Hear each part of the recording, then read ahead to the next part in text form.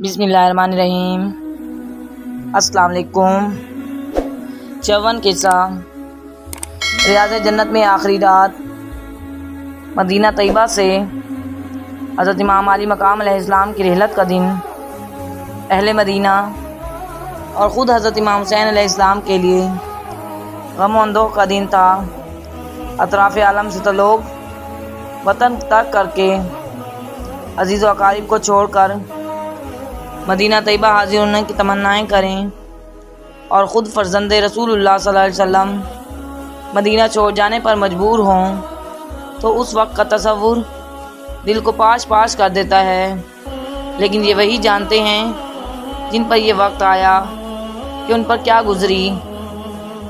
شب کو ریاض جنت میں عبادت و نوافل میں مشغول رہے اور بارگاہ خداوندی میں دعا فرمائی، اے میرے اللہ، میں تیرے نبی کی قبر اطہر پر ہوں اور میں تیرے نبی کا بیٹا ہوں۔ میں جن حالات سے مجبور ہو کر جا رہا ہوں تو جانتا ہے۔ میں نیکی کو اختیار اور بدی سے اجتناب کو پسند کرتا ہوں۔ اے اللہ، میں تجھ سے اور صاحب قبر کا واسطہ دے کر کہتا ہوں کہ تو میرے لیے وہ راستہ پیدا فرما جس میں تیری اور تیرے رسول اللہ صلی اللہ علیہ وسلم کی رضامندی ہے۔ حضرت امام حسین علیہ السلام یہ دعا فرماتے رہے اور روتے رہے۔ اگلا قصہ دربار رسالت کی پچھلی گھڑی۔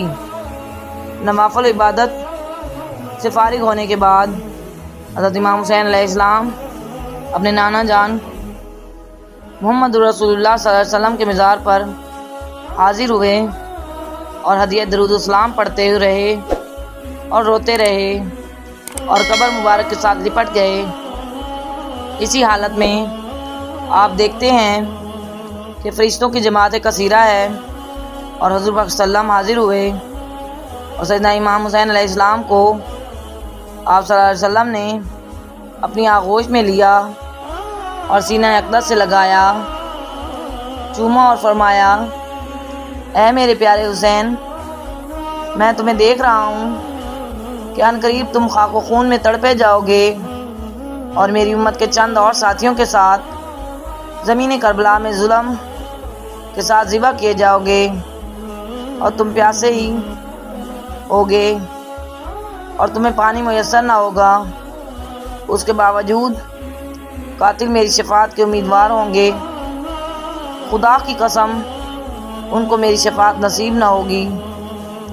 گھبراؤ نہیں، تم عنقریب اپنے ماں باپ کے پاس پہنچ جاؤ گے، سب تمہارے مشتاق ہیں۔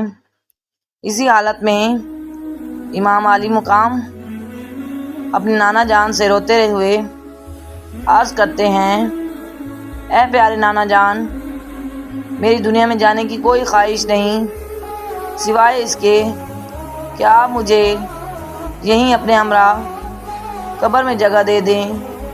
حضور پاک صلی اللہ علیہ وآلہ وسلم نے اپنے حسین کو تسلی دی اور فرمایا، نہیں ہے پیارے بیٹے، تمہارے لیے دنیا میں ابھی رجوع ہے، کیونکہ تمہیں شہادت کا وہ مرتبہ پانا ہے جو خدا نے تمہارے لیے لکھ دیا ہے، جس کا عظیم ثواب تم کو ملنا ہے۔